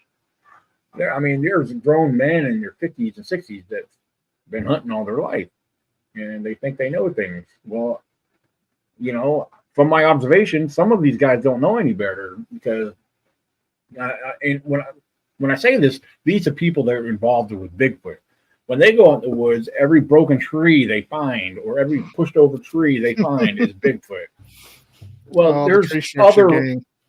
Oh yeah, I like sharing stuff like that too, but I always leave room for possibilities.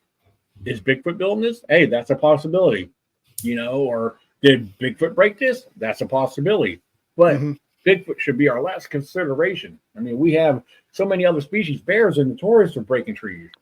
A strong wind will blow over and snap a tree. Heaven forbid we think the wind did it. I know, right?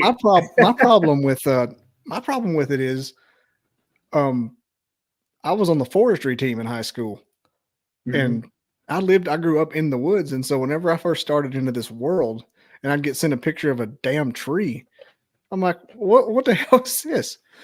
And then I started getting sent recordings of hoot owls. I'm like, well, that's just a hoot owl. I'm like, and then you got to notice tree structures and owls have to have something accompanying for me to. It has to have like a rock throw, or it has to end the. Let me take a drink. When they go at the end of it, if it doesn't go that's how you. If it goes, that's how you know it's a squatch. Right. I had to go ventriloquism over here. But some of these tree breaks, if you look at them, some of them do appear to have a twist in them. Yeah, the ones I like. That's how. Now I do too, but at the same time, this is where the objective side of me comes in. One thing I learned and understand about a lot of tree species, a lot of them, their fibers grow in a spiral formation, and a lot of people don't realize we don't see that from the outside. We see just a smooth up and down bark, but a lot of trees have a spiral formation that grows inside. And a lot of trees, when they get pushed over or break, you're going to see right at the break, it's going to look like a slight twist in there. The ones that really intrigued me, and I have found this on numerous occasions, is where the broken tree is like completely like spun around in a cork screw twist. Now, Now, it looks like something's done it 2 or 3 times. Right, exactly. Those are what intrigued me, you know. But yeah, now to see a broken tree that's freshly broken and is green, you know, I tend to lean, okay, was a Bigfoot pushing this over, or was a bear playing on this? Because a bear, a lot of people realize a big fat bear, and they don't realize. I know this is probably this cup right here. Yeah, it's got Bigfoot on it right here, but it's only about maybe 3 inches round. Now bears will climb a tree, 3 inches, 4 inches. They'll climb a small tree. But if they get high enough in that tree, and if they're a decent sized bear, their weight and the momentum will cause that tree to fall over. You know, in some cases, that tree will, if they let go, it might just spring back up. But if they stay on it, if it goes down fast enough, it might get that break in it. But I used to play like that when I was a kid. You know, I used to climb when I was a young kid. I used to climb up real tall in these small, skinny trees and hold on to it and let the weight bring me back down until I touched the ground with my feet. I used to do that. That was a fun thing for me to do as a kid playing in the woods. You know, didn't always work out that way because you grab the wrong limb. If there is a rotten limb above that you don't realize, next you know you're landing down on the ground on your back. You know, or I've had that tree about that. Yeah. I've had a tree about that big around, grew up next to my tree house growing up, and I would get a hold of it and kind of ride it down like a reverse pole vaulter. Yeah. And it would kind of put me down like 20 feet away, and it would snap back up. If I did that now, if I did that now, it would just break. Absolutely. Yeah, I had a lot of fun playing in the woods as a kid, though. You know, I don't know how I didn't die doing that.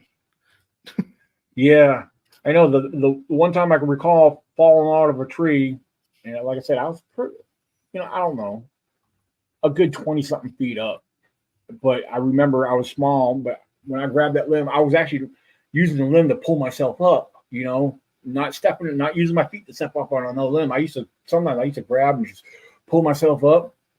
But there was one particular limb, I grabbed with one hand and I went to pull up. I was so far up and snap, and I was going straight back, landed on my back.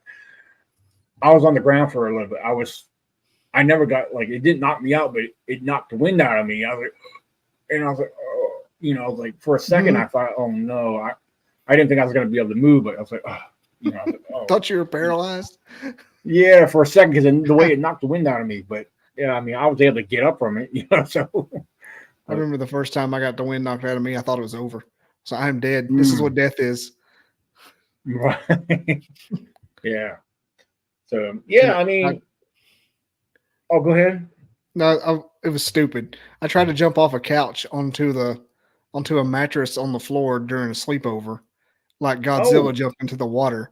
So I jumped and did like a preacher seat onto the floor, so my butt hit first like this, and I was I thought I was dead. Wow. I was like 7. Probably what's wrong with me now. Probably why I got sciatica now. 35 years later. Yeah, I mean, I had a lot of fun playing in the woods growing up, but yeah, as far as a lot of structures. Oh yeah, absolutely. Good Lord. It's Yeah. an hour. It was an hour and 43 minutes. I thought it was like 45. Yeah, time goes by. Time flies. Actually, Nikki's here. Yeah. Better late than never.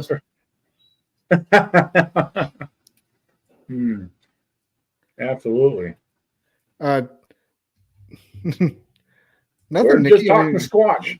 Yeah, we're quasi wrapping up. I don't know.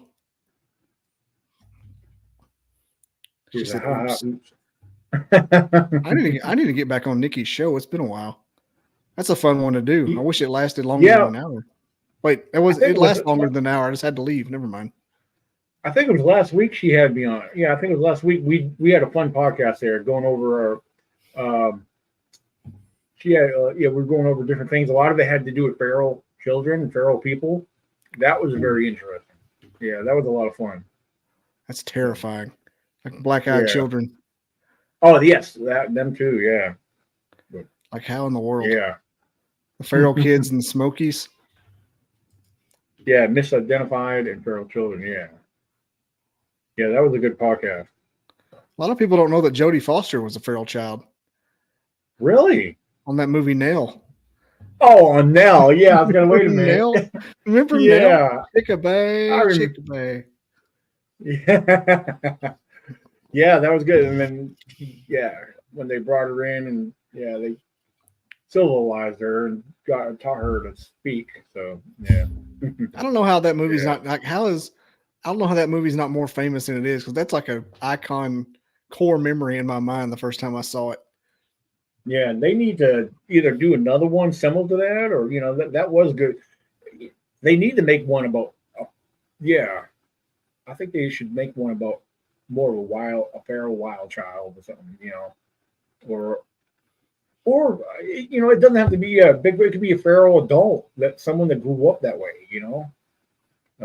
I don't know. Maybe they have movies out like that. I'm just not familiar with it. But I mean, there's movies What? about wild people. Why did I think of I don't- Encino Man? Oh my gosh. Yeah. Just automatically thought of Encino Man. Yeah. What's his name? Brendan Fraser and Pauly Shore, Pauly Shore. Yeah. Stephen Baldwin. Yeah. Why did they never make another one when what's his name? Brendan Fraser's cave girlfriend got loose at the end. Yeah, at the very Yeah, that end, was she good. came out of the ice. Yeah, Jumped they out. should have made another one. They would have Yeah. ruined it. I can't remember his name. Yeah. Oh my god. This is like my type of lore too. It's exactly what I thought about when you said that. Mowgli and the Jungle Book. Oh, yeah, that's a good one. I love. Yeah. What's his name? Jason Scott Lee played the first one. I like the one he played, Mowgli, the Mhm. Jungle Book. Yeah. From the Jason 90s. Scott Lee did a good job with that. Yeah.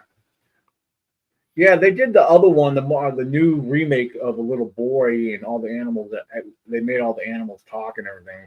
That wasn't bad. That was okay, but I like Jason Scott Lee's version a lot better. So, yeah, Makes me he's wonder if there's like an American version of that somewhere that I don't know about. right. Yeah, Jason Scott Lee, the one scene, and he's like, "I'm not an animal, I'm not a man." He didn't know what he was because he grew up with the animal. I had that on a tape when I Yeah. was in school. What? We're going deep here. We're going to have to end it because it's getting way off track. But Yeah, it is. It's all good. But- We had fun though. So. would Dances with Wolves be considered kind of the same thing? Because Well- she remember well, it's not feral. I don't want to seem racist, but like she got robbed by the Native Americans that killed her family at a young age, and he finds her in that tribe, a little blonde girl, and she's like, 11. Oh, And she's no longer white. It's not like she's part of an animal. I mean, she's just a different culture, but he brings her back into it being English. right. Yeah, it's been a long time since I've seen that one. It's a good one. It's a classic. Hmm. Tatanka Absolutely. talks about the buffalo. It's got the dude got that famous Native American guy that's in every movie. Yeah, yeah. Not the Yeah, one he's from been in a Yellowstone, but the other one. Yeah. Excuse me. Yeah, I know who you're talking about. The one from Maverick. Let me see. I can't think. He's always funny. He was in Josie Wales. Graham Greene. Yeah. Yep. Yeah, Graham Greene. Yeah, he's been in a lot of movies. So, he was the main one out of that one. Yeah. Yeah, the girl you're talking about. Yeah, the woman, she was on the movie. She was known as Stands with a Fist. Mm-hmm. Mary McDonald. So That's kind of along that same vein. Like, I don't like saying that Native Americans aren't, you know, I'm not saying that they're animals. I'm saying that like she's just like completely 180 from where she was. right, absolutely. It's like if somebody got put in North Korea for 10 years, and they came back to America. Again, I'm not saying Native Americans. Okay, I'm going to get canceled. No, I get what you're saying. That you grew up in one culture and then get brought back into where you're supposed to be growing up. I mean, at. just 100% 80 degrees away from it. Right. You're there with Graham Yeah, Greene. no. You don't know what's going on. Oh man, That's hilarious. Whew. All right. Well, Wilkin, he was in Reservoir Dogs. Damn. Okay. I'm sitting here reading over Graham Greene. Yeah, I keep coming across that. That's a movie I haven't watched yet, and I keep coming across it on my browsing on my TV. There, it keeps showing up. The old one from the 90s. Oh no, I didn't know there was an old version. I think this one looks kind of modern. Well, there's one that's like 2023. It's like a series, but you got to watch the original, the Tarantino. You got to watch the Tarantino classic. Okay. Huh. This is Reservation Dogs. Okay. Different show completely. Oh, Reservation Dogs, and then there's one called Reservoir Dogs. Yeah, Reservoir Dogs is a Tarantino movie. Okay. All right. And it is amazing. You'll really enjoy that one if you watch it. Okay. Lots of guns. Steve Buscemi. Can't beat it. Yep. Steve Buscemi, guns. Tarantino. What's not to love? Absolutely. They need to come up with some more. Yeah, they need to come up with some more Bigfoot movies. You know, they need to do movies more like one of my favorites. Probably, I don't know. I mean, there's a lot of Bigfoot movies out there. Besides Harry and the Hendersons, which I would like to see another movie similar to that, you know. But as far as more on the thriller horror side, what's that movie? Big Legend. I like Big Legend. That was pretty cool. It almost looked like they were going to do towards the end, you would almost expect a sequel, just by the way the very end came out. But then again, I don't know. I don't think it gets any better than Exist when it comes to Bigfoot movies. Now, I've seen that before. I need to watch that again because they're it's funny about the movie Exist, the Bigfoot they used in that movie. You know how many times I've seen that image posted in different Bigfoot groups? Mm-hmm. People like think it's a real Bigfoot, not realizing where it actually came from. Kind of goes to show not many people watch Bigfoot movies because you would think they would recognize some of these Bigfoots that they post.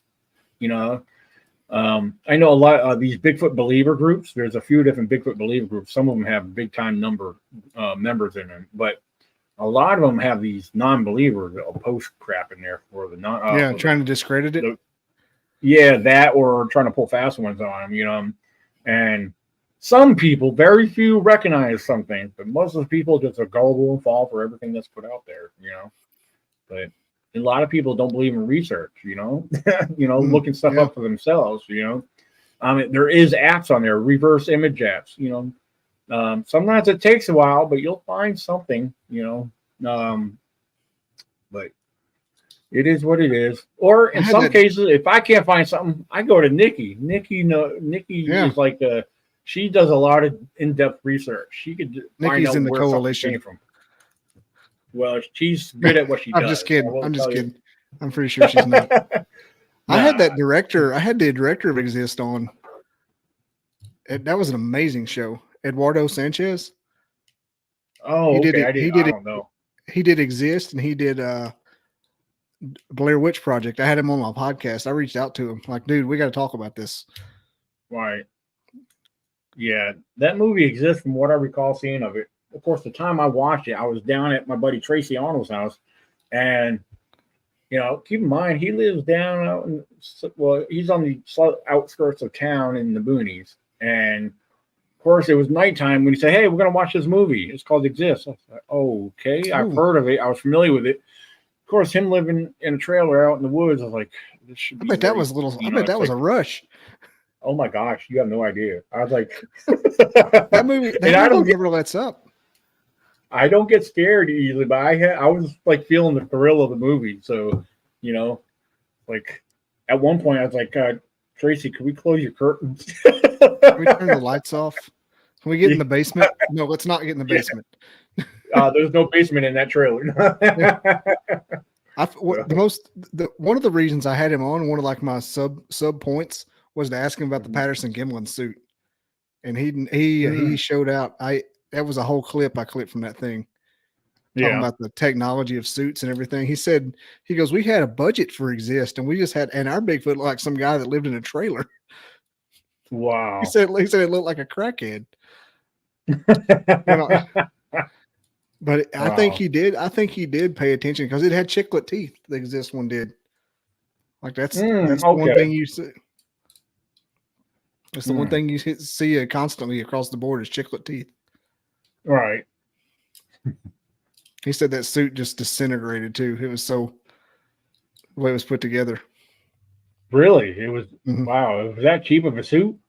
Well, just how it was made, I think, and it was so hot, and it was just doing all that. Right. It was a good episode. I suggest everybody watch it. It's on my thing there. Exist. Eduardo Sanchez. He did the VHS too. That movie's freaking amazing. Right. You watch that at night, you'll turn the lights on. I guarantee it. That movie's scary as shit. There's like 3 of them, and they're all scary. Yeah. Huh. What does Nikki say? I'll have to back. I'll come back. Maybe come back. Yeah. I got it. She means I have to have us back. Hey, I'm all okay. I'm all for everybody I'm on a podcast with do one like once a month. I don't care. I'm trying to push my way to the top and like make this a thing. And my recent unofficial change in format, because I'm not changing anything about how the show's presented, is I'm more of like the combat field reporter of the paranormal and not like an investigator. Like I'm there maybe beside and I talk to them. I'm in the shit and I got like a blue vest and I don't have all. I just want to accompany it. Yeah. Because I've been on a couple investigations lately. There she is. Has to have you back. Anywho, we'll go ahead and wrap it up. And this has been a great time. And it's getting late and everybody's watched and appreciate it. Daniel's absolutely. Army showed up, and I think I actually have you scheduled to be on again because I thought I was going to be on yours tonight. And so I guess we'll maybe do that.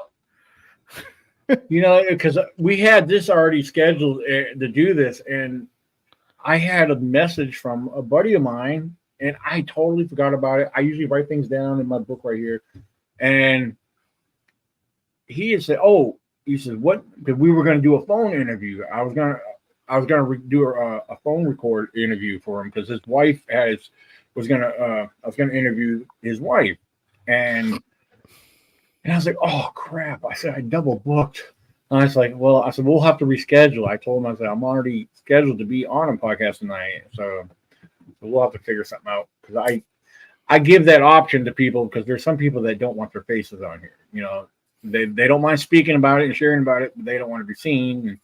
And, which I get that. That's totally fine, especially if the individual, they're a government worker to begin with. So, so they don't want to use their real name and they don't want their face showing. So, but they're willing to talk about what they've seen and witnessed. So I'm all for it long, I'm all, I know how to keep names out there, names out of there. So, but, I've got one of those on Sunday that I have to hide the name. Oh, okay. But he gave me his picture. And so I don't know.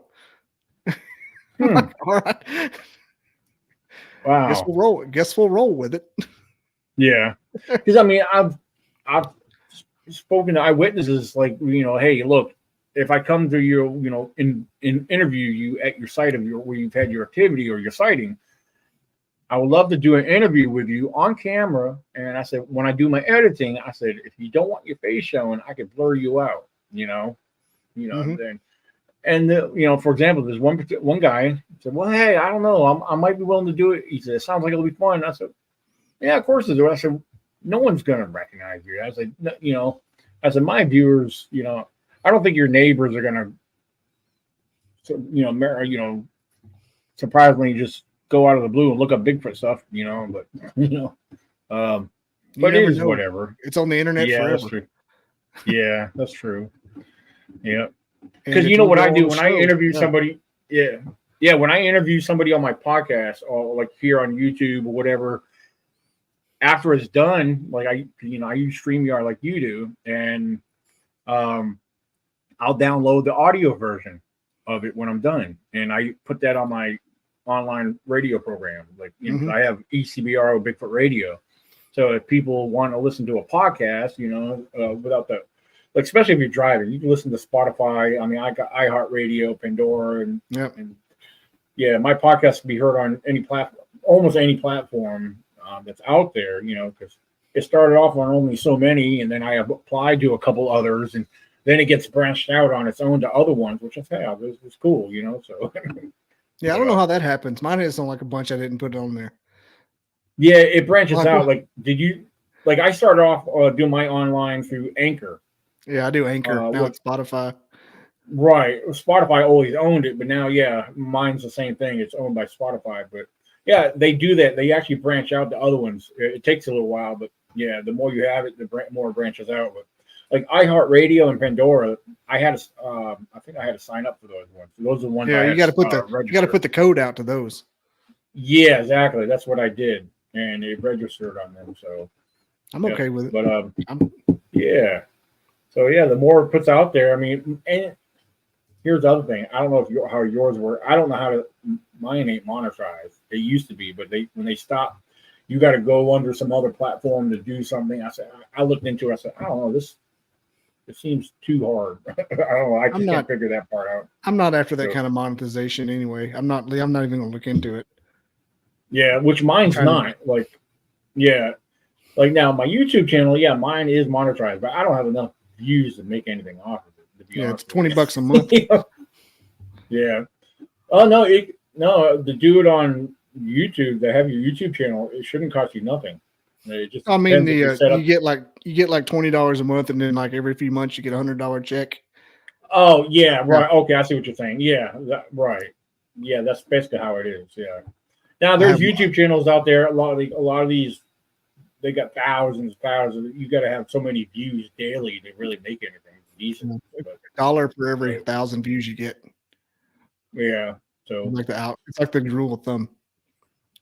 So like on my channel, I give the option if they're on the chat, and you could do the same thing if you have that, if it's available to the viewers, if they want to support your channel, right on the bottom of the chat, if they look to the right, if they're viewing from YouTube.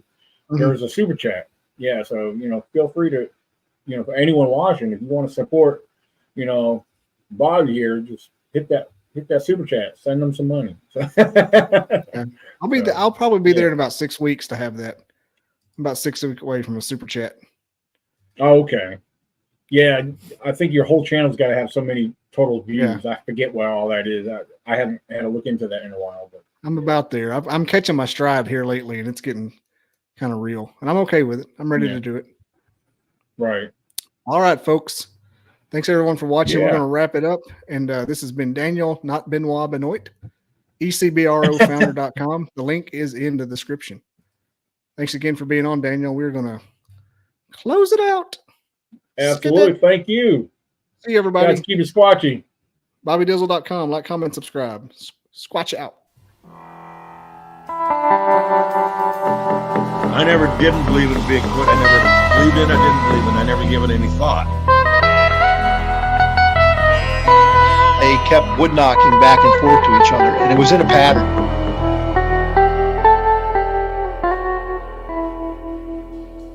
Barn owls don't typically throw rocks. come across these tracks. Sasquatch is still not on my mind.